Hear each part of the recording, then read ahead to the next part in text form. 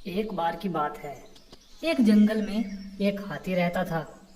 वह हाथी जंगल में घूमता और पास ही के एक गांव रोशनपुर में भी वो जाता रहता था। एक दिन वो हाथी बहुत भूखा था। वह जंगल में इधर उधर घूम रहा था, लेकिन उसे कुछ खाने को नहीं मिलता। तब वह गांव में चला जाता है।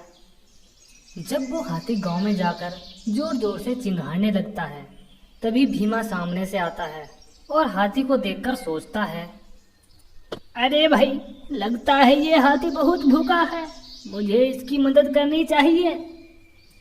ऐसा सोचकर भीमा भागा भागा अपने घर जाता है और वहां से रखे हुए गन्ने उठाकर ले आता है और भीमा गन्ने लाकर हाथी को दे देता है। गन्ना खाकर हाथी बहुत खुश हो जाता है और वहीं पर लेट जाता है। अगले दिन की बात है। भीमा जंगल में लकड़ी काटने जाता है।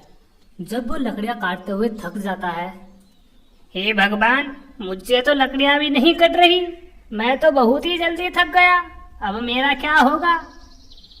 तभी वो हाथी वहां पर आ जाता है और भीमा को निराश खड़ा देख वो सारी बात समझ जाता है। तब हाथी जल्दी से जंगल में जाता है और अपनी लंबी सूंड से सूखी सूखी लकड़ियां इकट्ठी कर लेता है और लाकर भीमा को दे देता है और हाथी वापिस चला जाता है। तब भीमा खुशी खुशी लकड़ियां उठाकर घर की तरफ चल देता है और जल्दी से गांव में जाकर वो लकड़ियों को बेचकर अपने लिए पैसे इकट्ठे कर लेता है। कुछ दिन बाद उस हाथी के पैर में चोट लग जाती है और वह घने जंगल में बहुत तेज तेज चिंघाड़ने लगता है। तभी जंगल में से भीमा आ रहा होता है। तब वह हाथी की आवाज सुनता है और सोचता है, अरे, ये तो उसी हाथी की आवाज लग रही है जिसने मेरी मदद की थी, लगता है वो बड़ी मुसीबत में है। तब भीमा जल्दी से आवाज की दिशा में चल देता है और देखता है कि सामने हाथी पड़ा हुआ है और उसके पैर में बहुत चोट लगी है।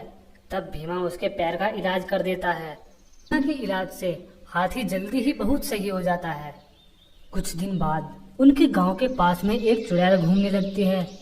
तब राजू भीमा के पास जाता है और उससे कहता है, अरे भीमा भाई, पास के जंगल में एक चुड़ैल घूमती है, अब तुम वहां लकड़ी काटने मत जाया करो। अरे राजू भाई, मैं तो लकड़ी काट कर ही अपना गुजारा करता हूँ, बिना लकड़ी काटे मेरा कुछ नहीं होगा। तब ऐसा कहकर भीमा उसकी बात नहीं मानता और जंगल में लकड़ी काटने चला जाता है। जब वह घने जंगल में पहुंचता है तो उसे चुड़ैल की आवाज आने लगती है। अरे रे, अरे ये कैसी आवाज आ रही है, लगता है वो चुड़ैल यहीं आसपास है। तभी चुड़ैल उसके सामने आकर उसे कहने लगती है, बहुत दिनों बाद इतना मोटा ताजा शिकार मिला है, इसको खाकर तो मजा ही आ जाएगा।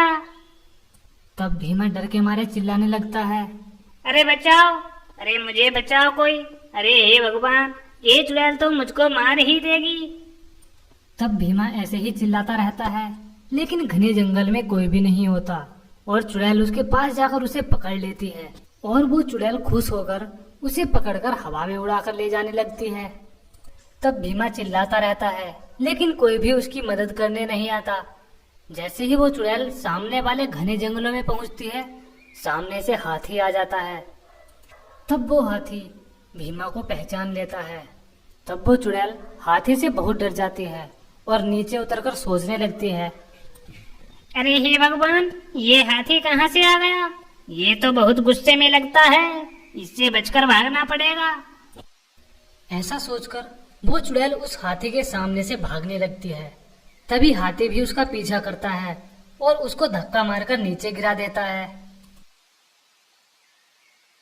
चुड़ैल बहुत घबरा जाती है और हाथी अपने दोनों पैर उठाकर चुड़ैल को मारने लगता है और अपने बड़े बड़े पैरों से चुड़ैल को मार मार कर अधमरा कर देता है। तब चुड़ैल के शरीर में से खून निकलने लगता है और वो वहीं पर मर जाती है।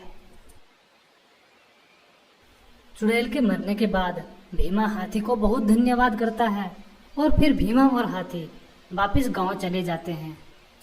तो दोस्तों, ये कहानी आपको कैसी लगी कमेंट करके जरूर बताना, और अगर कहानी पसंद आई है तो वीडियो को लाइक कीजिए और ऐसी ही मजेदार कहानी आगे भी देखने के लिए चैनल को सब्सक्राइब कर लीजिए।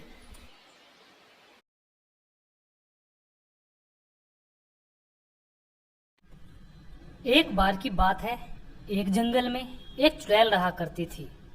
वो चुड़ैल जंगल में एक पुराने घर में रहती थी। पास ही में एक गांव था। वो चुड़ैल उस गांव में जाती और उन लोगों को परेशान किया करती थी। एक दिन चुड़ैल गांव में जाती है और गांव वालों को बहुत परेशान करती है। तब वो उनके मकानों को जला देती है और हंसने लगती है। तब सभी गांव वाले बहाकर देखते हैं और उस चुड़ैल से डरने लगते हैं। तब वो चुड़ैल चिल्लाने लगती है और उनसे कहने लगती है, इस गांव को छोड़ दो वरना मैं तुम सबको मार दूंगी। ऐसा कहकर वो चुड़ैल वहां से चली जाती है। तब राजू गोपी से कहने लगता है, अरे गोपी भाई, ये चुड़ैल हमको यहाँ पर नहीं रहने देगी। हम इस गांव